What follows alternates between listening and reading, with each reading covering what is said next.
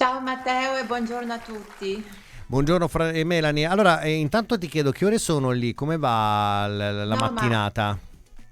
ascolta caro, infatti ti avevo scritto che io sono tornata nel frattempo in Svizzera, abbiamo Ah, sei visitato i miei tornata. ieri. Ok. Sono tornata io con i miei due figli, finalmente sono riuscita a portare su anche Adam ed eravamo paradossalmente in cinque in aereo in business, cioè c'eravamo noi tre e poi due persone, quindi un aereo completamente vuoto, forse in economy c'erano 10 persone. La cosa non è che suonasse molto positiva perché mi dico se continua così chiudono tutto, però siamo tornati, Ecco, ecco. proprio per questo ti volevo chiedere, Melanie, siccome oggi sui giornali italiani si parla molto di questo rischio, no, dei voli, soprattutto perché le riserve di carburante ovviamente stanno mettendo, diciamo, a repentaglio diversi scali insomma europei, diversi aeroporti, tra cui anche quelli italiani, e soprattutto sono a rischio anche i voli per l'estate, quindi il turismo ne potrebbe risentire. È stato facile trovare un aereo che vi riportasse in Svizzera? No, ma sì, perché ogni giorno ci sono praticamente dei voli da Abu Dhabi, quindi quello non è un problema. Il fatto è che ho visto che negli Emirati non è che ti dicono ogni volta che c'è un allarme, quindi andate a proteggervi. Per esempio, quando stavamo, dopo il check-in, quando stavamo andando verso il gate, ci hanno messo tutti sotto una specie di ponte interno nell'aeroporto ad aspettare per 40 minuti e non avevamo sentito nessun allarme nel telefonino, no? Questo per dirti non sempre la popolazione viene avvisata, però ci hanno Mm. messo lì, hanno impedito a tutti di usare il telefono per, anche solamente anche i bambini, passava la guardia e diceva tu non devi usare il telefonino, perché avevano paura di causare una situazione di allarme anche all'esterno. Quindi c'è una situazione sempre molto protetta nel quanto riguarda dare le notizie, mentre in Europa è il contrario. In Europa ci terrorizzano continuamente con una specie di terrorismo da notizia in modo che tutti abbiano paura, mentre là si cerca appunto di alleviare un attimo la paura della popolazione. E quindi tu dici meglio magari limitare il flusso di notizie, oppure come in Europa invece si fa, è meglio, diciamo, informare le persone e rendere insomma un po' più reale poi quello che sta accadendo. Io direi che sarebbe meglio una via di mezzo, guarda Matteo, perché almeno la via di mezzo sapremo la verità. Per sapere la via di mezzo bisogna guardare i giornali arabi e i giornali europei e poi fare un bilancio, perché per esempio anche durante il Covid qua ci terrorizzavano. Invece negli Emirati, in prima pagina trionfava per esempio è guarito il novantenne. Cioè loro davano sempre la buona notizia e Mm. danno la buona notizia dei droni che vengono abbattuti. Per esempio quando sono partita quel giorno stesso sono stati abbattuti, penso, 35 droni e 17 missili, una cosa incredibile, nonostante fosse scoppiata la tregua. Adesso, ecco, quello che io volevo dirti, Matteo, fammi la domanda, che cosa sta succedendo veramente quando finisce la guerra? Dai, fammi questa domanda. Allora, te lo volevo fare infatti la domanda soprattutto di come era stata accolta la notizia della tregua che era stata insomma in qualche modo lanciata poi con grande orgoglio da Donald Trump, che però almeno qui in Italia abbiamo visto, in Europa le notizie insomma di grande orgoglio sono durate poche ore, perché a distanza di poche ore poi Israele ha continuato a bombardare il Libano e di conseguenza l'Iran ha richiuso lo stretto di Hormuz per quel poco che aveva riaperto. Ecco, come è stata accolta quella notizia di Donald Trump? Allora, io la sera, quando c'era questo problema della possibile atomica che sarebbe scoppiata, non avevo dormito veramente. Oltretutto mi aveva svegliato un allarme alle 3 del mattino e veramente era stata una cosa assurda. Mio marito era tutto sereno perché diceva Donald Trump fa i suoi lanci furibondi e poi dopo cancella tutto. Quindi era stata accolta la notizia della tregua con un grande sollievo, Mm. soprattutto dalle persone normali come me, come tutta la popolazione. Quello che io poi, siccome sto studiando molto la geopolitica in questi giorni perché mi allevia l'angoscia della guerra e anche mi aiuta a predire come andrà la guerra, è che nessuno dei mainstream e nessun giornale sta dicendo che in realtà questa tregua era un non senso, cioè una tregua veramente che non stava né in cielo né in terra e che l'America non avrebbe mai potuto e non potrà mai accettare, a meno che riconoscere del tutto di aver perso. Ora, chi sta vincendo questa guerra? La sta vincendo la Cina. La Cina, che dietro le quinte, stando ferma e non combattendo, sta oltre che a, per esempio, ogni bilione di dollari speso dall'America per abbattere un drone, no? 1 milione di dollari per abbattere un drone che costa 40.000 euro, giusto? Tutti questi bilioni investiti indeboliscono l'America, mentre la Cina li investe in che cosa? In tecnologia e in competizione contro l'America. Ma non solo. La Cina è stata quella che dietro le quinte con il Pakistan ha scritto 10 punti per un accordo. Che cosa fa in realtà la Cina da diverso tempo? La Cina sovvenziona le armi dell'Iran per tenere viva la guerra e la Cina decide quando fare la pace, dopo aver praticamente dissanguato l'America in questi 40 giorni di guerra. La Cina è quella che quindi, anche secondo questo saggio di 2500 anni fa, che ha scritto questo libro Come vincere la guerra senza combattere e su cui si sta basando tutta la tattica cinese e che dovremmo anche attuare noi, io e te Matteo e tutti quelli che ci sanno ascoltare. Come vincere una guerra in famiglia, e tra la gente, senza combattere, cioè aspettare che il nemico si faccia fuori e poi arrivare, oppure fare da proxy così dietro alle quinte, agire nell'ombra. Nell'ombra infatti che cosa è successo? Che il presidente pakistano era andato in Cina, aveva visto questi 10 punti e poi il cinese, Zhongxi, Xi praticamente Jinping, telefonato ok. a Xi Jinping, scusami perché mi sono appena svegliata e che sto confondendo tutto, ha fatto 26 telefonate a tutti quanti per avvisarli che ci sarebbe stata questa tregua. E quindi ha fatto semplici telefonate mentre l'America sta spendendo bilioni di dollari. Oltretutto sta affondando perché io da anni sto praticamente allineandomi sulle previsioni di caduta del dollaro, di crash del petrodollaro, giusto? E siccome c'era già la minaccia che diversi paesi anche nel Golfo si convertissero allo yuan, adesso questa minaccia diventerà sempre più concreta.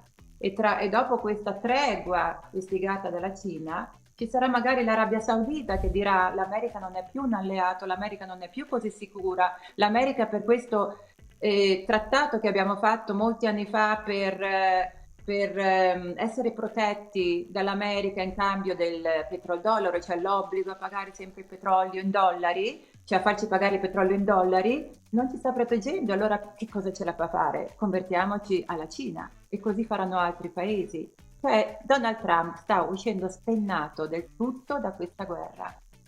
Ecco, oggi dovrebbero partire questi negoziati, no? In Pakistan, proprio tra gli Stati Uniti e Iran. Ci sono diversi punti che chiedono da entrambe le parti, ma ovviamente però resta sempre il terzo, no? Il terzo attore che è Israele, che continua però ancora ad attaccare il Libano. Come la vedi tu questa situazione anche? Cioè, perché almeno da come veniva raccontata qui in Italia, adesso tu ci hai fatto un'analisi di questo quarto attore invisibile, no? Dietro le quinte che agisce, che è la Cina ovviamente, ma già l'abbiamo detto anche in altre occasioni, l'avevi già anticipato tu stessa, Melanie. Però in questa tregua che era arrivata sembrava, ecco, che potesse portare, diciamo, a una diciamo soluzione o comunque a dei passi indietro da entrambe le parti, ma poi Israele è stato raccontato come appunto il paese che ha compromesso tutto quanto. Ecco, come viene visto Israele in tutto questo scenario? Cioè, ci sono interessi diversi rispetto a quelli di Donald Trump? Allora, come è visto da me o come è visto in Medio Oriente? Perché chiaramente Israele, da tutto il Medio Oriente, cioè, vuole riappropriarsi appunto di questa striscia del Libano che dovrebbe essere neutrale, ma poi lui la occuperà e se ne approprierà come viene al solito. Lui combatte contro Hezbollah, Hezbollah è sovvenzionato dall'Iran. C'era, non si può dire in questa tregua non è contemplato il fatto di sospendere l'attacco al Libano, perché dovrebbe, se è una tregua, è una tregua. Quindi questo è un passo falso ennesimo di Netanyahu. Bisogna un attimo ricordare, un attimo Matteo, che quanto Netanyahu sia legato alla famiglia di Donald Trump. Jared, che è praticamente il marito della figlia, il suo padre di Jared ospitava Netanyahu quando lui era piccolo in casa propria e dove dormiva Netanyahu nel letto del fratello. Cioè praticamente c'è una grande connessione tra la famiglia di Netanyahu e quella di Donald Trump. E c'è una connessione anche perché il più grosso sionista, ti ricordi quella signora bionda che Trump aveva chiamato quando aveva vinto le elezioni, aveva detto grazie a questa signora biella, bionda, molto Certo, elegante, certo, sì, sì, cristiana. Ecco, assolutamente. questa è la moglie del miliardario, che è il maggior sionista Ci fu al un mondo. grande caso mediatico, molta attenzione su questa figura, molti erano curiosi, no, di scoprire, diciamo, chi era e soprattutto perché poi Donald Trump, insomma, l'avesse ringraziata così calorosamente. Sì, è la moglie del più grosso sionista americano e quindi ha messo miliardi, miliardi di... Non solo ha sovvenzionato alla grande la campagna elettorale di Donald Trump, ma ha messo miliardi per aiutare tutte quanti le istituzioni israeliane, tutte le iniziative ebraiche, eccetera, eccetera. Quindi c'è un filo diretto tra Netanyahu e Donald Trump. E non è cospirazionismo così, ma è sotto gli occhi di tutti, no? E adesso questa cosa, evidentemente, cosa pensano i miei amici arabi, eccetera, che questo lo sapevano già da sempre, è solo che adesso viene fuori. E c'è un filo diretto anche tra Epstein e il Mossad, e non è cospirazionismo, è un dato di fatto. E dov'è questo filo diretto? È il fatto che il Mossad, Netanyahu e tutti questi sionisti siano sempre lì a praticamente premere una politica elettorale sovvenzionata da milioni, milioni, milioni di dollari per far eleggere i propri burattini e quindi agire in nome della difesa di Israele. E qui si connettono tutti i punti che tu mi hai chiesto. Cosa si pensa di questa cosa? Che Netanyahu vuole fare quello che vuole. Netanyahu sta facendo quello che vuole perché non è che Donald Trump, con questa connessione familiare, sia per questo, come i vecchi monarchi che si sposavano a vicenda. Non è solo questo, è tutto l'apparato che ha eletto Donald Trump e che regge la politica, che in America è essenzialmente sionista. Quando per esempio alla Columbia University c'erano tutti quanti i ragazzi, mio figlio doveva andare a fare un campus estivo alla Columbia University e c'erano tutti i ragazzi che protestavano pro-Palestina, ma Donald Trump è intervenuto e ha anche tagliato un sacco di fondi alle università e un sacco di presidenti delle università si sono dimessi proprio per questi scioperi, perché non voleva che qualsiasi atteggiamento antisionista venisse espresso nella cultura americana. Senti Melanie, ti faccio un'ultima domanda prima di salutarci perché abbiamo pochissimi altri secondi. Siccome hai citato tuo figlio, no? Che l'hai detto prima che è tornato con te in Svizzera, ecco, ha scelto di tornare per, diciamo, stare più tranquillo o semplicemente per stare tutti quanti in famiglia e stare vicini? Beh, mio marito è ancora giù perché è legato giù e non può muoversi in questo momento. E mio figlio per qualche giorno starà qua perché comunque il militare ancora non c'è e quindi una certa mobilità gli è permessa. Io suppongo che a 15 di maggio si arriverà veramente alla fine della guerra, massimo fine maggio. Questa è la mia previsione, magari vediamo, scommettiamo qualcosa, ma io spero evidentemente che la mia profezia si risolve in questa maniera. Perché Non il credo 15 che... maggio, Melanie? Perché proprio questa data? Ma perché Trump andrà in Cina? E A me non quindi sembra che Trump dovrà andare proprio in Cina in quel periodo, anche se adesso in questo weekend dovrebbero consumarsi dei trattati, però io penso proprio che questi trattati dureranno tanto e poi la Cina chiederà a Trump, in cambio di stare dietro tutti questi trattati, un sacco di favori che prima non poteva chiedere, come per esempio un alleviamento delle sanzioni che sono lì eternamente sulla Cina e tanti altri vantaggi.